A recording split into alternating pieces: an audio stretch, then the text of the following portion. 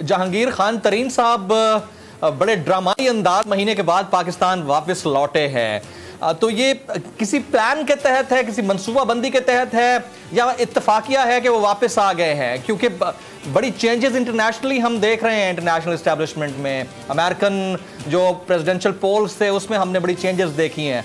तो क्या ये उसके नतायज हैं या वो बस इत्तफाकिया तौर पर उनको आना था तो वो आ गए? आपके पास क्या इतलात हैं डॉक्टर साहब? देखिए, मेरा ख्याल है कि ये जो एक रेगुलर प्रोसीजर है, इससे पहले भी वो जाते रहे हैं और अपने इलाज के लिए गए थे और अपना इलाज करा के वो वापस आए हैं। जी। तो कोई लीगल प्रोसीडिंग उनके खिलाफ एज सच इनिशिएट नहीं थी, अगर मेरे हुई तो मेरे नोटिस में नहीं है।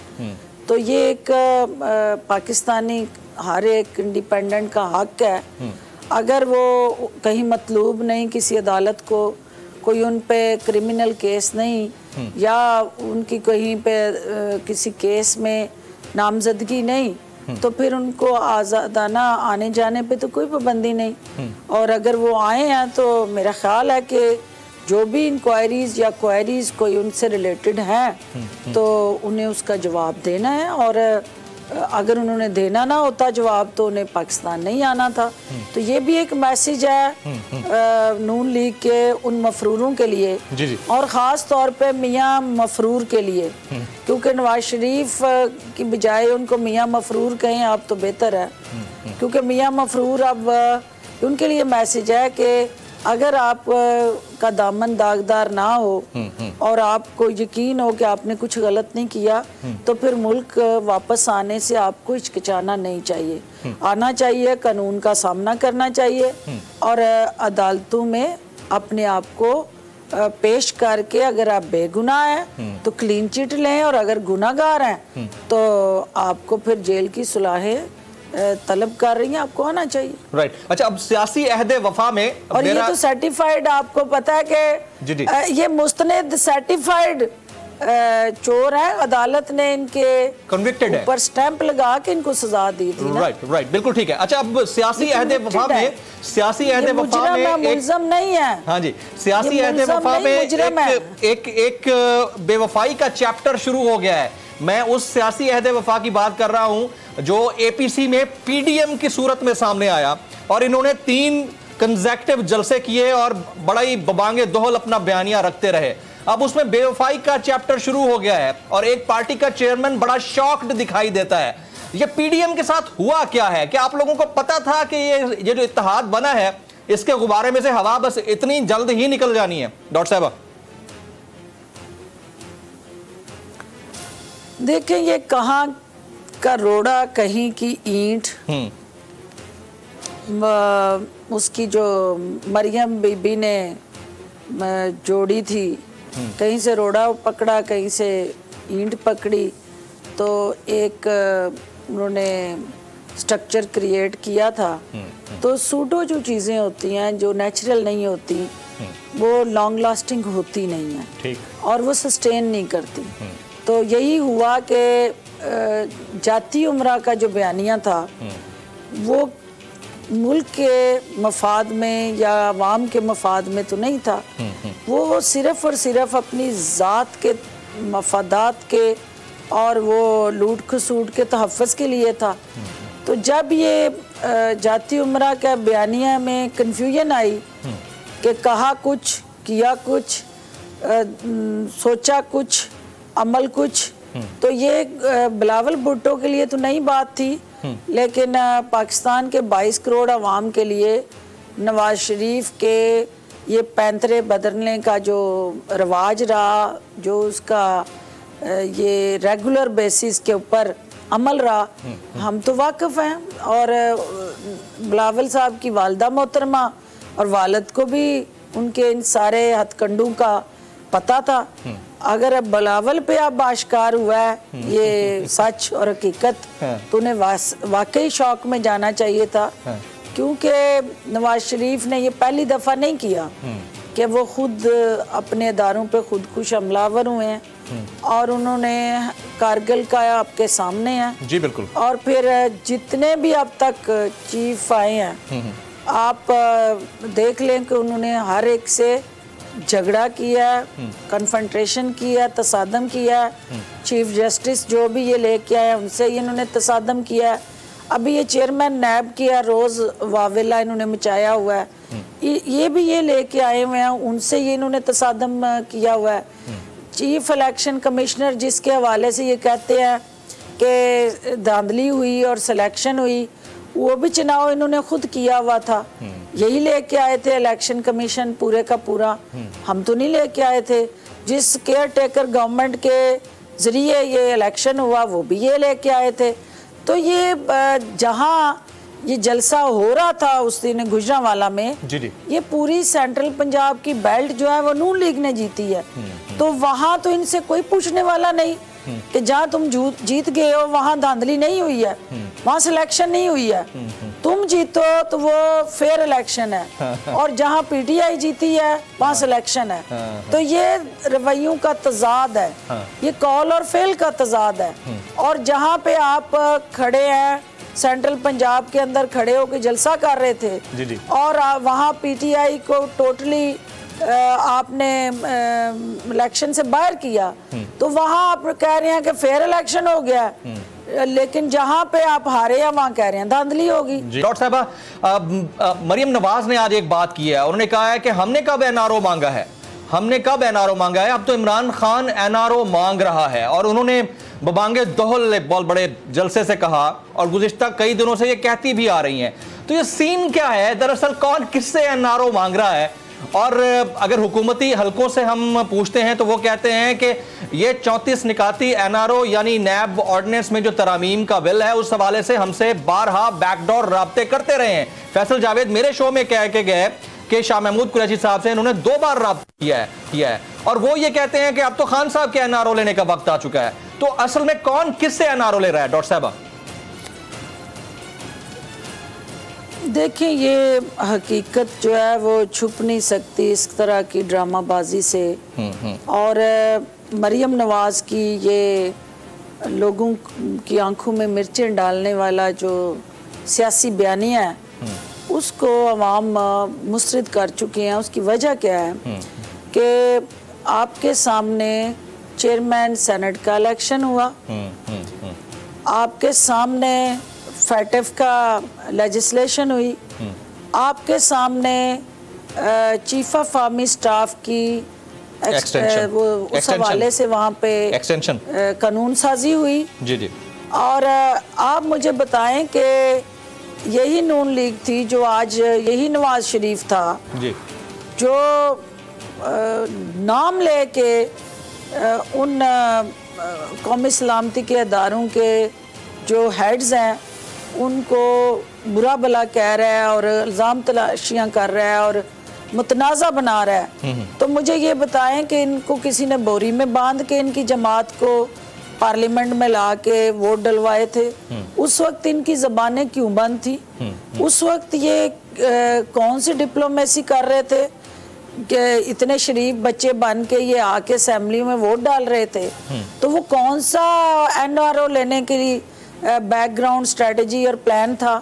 तो ये इनसे सवाल करें कि अगर आप एनआरओ नहीं मांग रहे थे तो आज आपको याद आया कि इलेक्शन में फलां शख्सियत ने रोल प्ले किया और हमें हरा दिया, तो उस वक्त आप वोट उन शख्सियात को देने के लिए पार्लियामेंट क्यों पहुंचे थे? हाँ जी। उसका भी जवाब देना नवाज शरीफ कि उसके पास पर्दा क्या हकायक थे और वो एनआरओ लेने की कोशिश नहीं थी तो क्या था?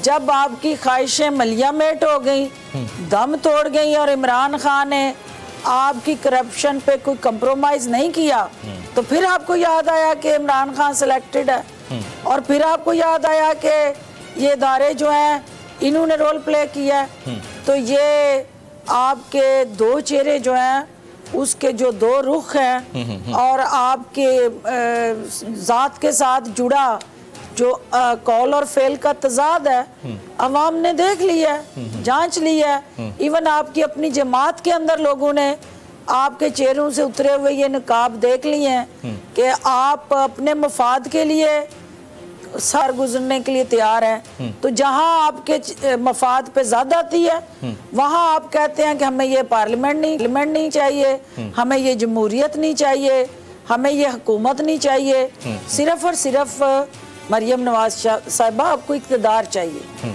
और ये इक़्तिदार का दर्द है जिसे आपने अवाम के दर्द का नाम दिया हुआ है। तो इंशाल्लाह इमरान खान आपके इस करप्शन के साथ जुड़े बयानिए को इसी तरह अवाम की अदालतों में जाके, आज अवाम ने अदालत लगाई थी हाफिजाबाद में और उन्होंने मुस्तरद किया है और आपको उन्होंने किसी तरह का रिलीफ देने के लिए के डिसोन किया है कि कोई भी चीज़, कोई अमल, कोई ऐसी स्पोर्ट जो इससे इस खानदान को सहूलतकारी मिले, इमरान खान को उन्होंने अवाम ने उस बयानिए के साथ खड़े हुए हैं।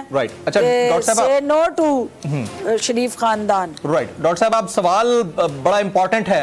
अमरीकी सदारती इंतखाबात, यूएस प्रेसिडेंशियल पोल्स और रिजल्ट्स आहिस्ता आहिस्ता हमारे सामने आ रहे हैं और सीक्रेट सर्विस ने जो बाइडन को तमाम तर सिक्योरिटी भी फ्राहम कर दी है। अब हो सकता है कुछ ही देर में इसके तमाम तर नतायज हमारे सामने आना शुरू हो जाएं और फाइनल रिजल्ट्स तो खैर दिसंबर के सेकंड वीक में आएंगे। बट द थिंग इज कि जब जब इंटरनेशनल एस्टैब्लिशमेंट में कोई तब्दीली आती है, कोई चेंज आता है और सडन चेंज आता है, तो थर्ड वर्ल्ड कंट्रीज की जो एस्टैब्लिशमेंट है वो भी मुतासर होती है और हुकूमतें भी मुतासर होती हैं। तो आपको लगता है कि ये जो वेव ऑफ जलसाज थी पीडीएम के लेवल पे पाकिस्तान के अंदर, ये इसी का एक शाखसाना हो सकता है कि जी इंटरनेशनली तो चेंजेस आ रही हैं, अब हम कोशिश करें यहाँ पाकिस्तान में भी कोई चेंजेस आ जाएं, तो इसका कोई असर पड़ेगा प्रेसिडेंशियल इलेक्शंस का पाकिस्तान के ऊपर? देखिए, ये तो हकीकत है कि जो इंटरनेशनल पॉलिटिक्स है जी, उसके इम्पैक्ट और इफेक्ट आपकी रीजनल पॉलिटिक्स पे आते हैं और फिर रीजनल पॉलिटिक्स के फिर अल्टीमेटली जो रिपरकशंस और उसकी एक पॉजिटिव और नेगेटिव दोनों सूरतों में जी वो हदोहाल पाकिस्तान की सियासत के रीडिफाइन होते हैं। लेकिन चूंकि ये एक डेमोक्रेटिक प्रोसेस से इलेक्ट हुई हुकूमत है जिसने वोट की ताकत से 5 साल के लिए मैंडेट लिया है, तो वहाँ पे भी डेमोक्रेट्स आए हैं, तो ये नहीं हो सकता कि डेमोक्रेसी को सपोर्ट ना करें।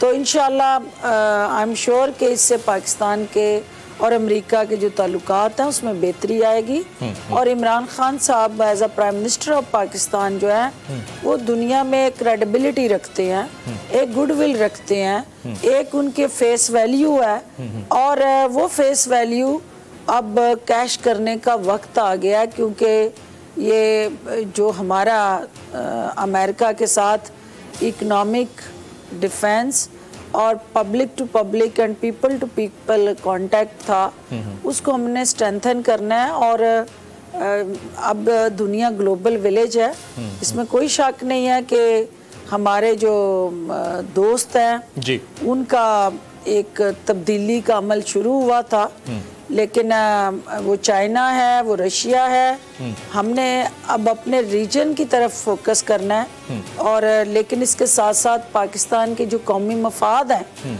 वो हमारे लिए सुप्रीम है, वो हमारे लिए उसकी प्रायोरिटी है।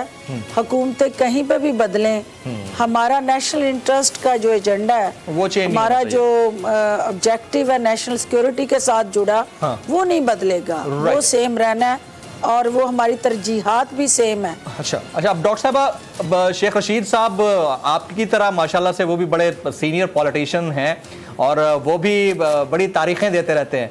तो शेख रशीद साहब ने एक बड़ी बात कर डाली है, उन्होंने कहा है कि जी जनवरी से फरवरी नहीं देख पाएगी ये पीडीएम और नून में से शीन और शीन के साथ साथ मीम भी निकलेगा।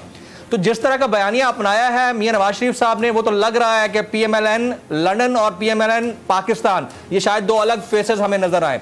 तो आपसे क्या पाकिस्तान मुस्लिम लीग नवाज के लोग या अरकान असेंबली या सेनेटर्स राब्ते में हैं जो ज्वाइन करना चाह रहे हो पाकिस्तान तहरीक इंसाफ और नवाज शरीफ साहब के बयानी के खिलाफ खड़े हों, अब्दुल कादिर बलोच साहब की तरह? देखिए, नून लीग के किले में जो शगाफ आज कादिर बलोच साहब ने डाला है और ये वो शगाफ है जो इसको ज़मीन बोस करने जा रहा है, क्योंकि जैसा आप जानते हैं कि कोई भी शख्स पाकिस्तान के अंदर रह के जब सियासत करता है तो वो अवाम के जज्बात एहसासात को किसी सूरत भी इग्नोर नहीं कर सकता।